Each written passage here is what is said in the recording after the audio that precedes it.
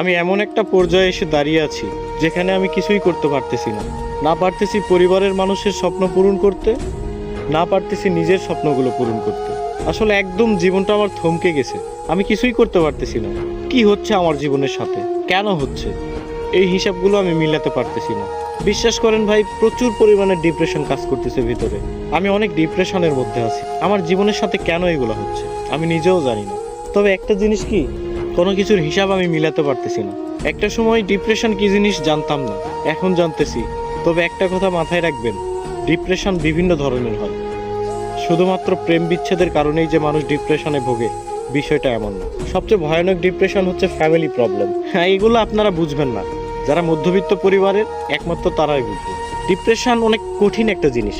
এখান থেকে সহজে কেউ বের হতে পারে না, কেউ ডিপ্রেশন কাটিয়ে উঠতে পারে না। তবে আলহামদুলিল্লাহ, ধৈর্য ধরে আছি, ভালো কোনো একদিন আসবে ইনশাল্লাহ।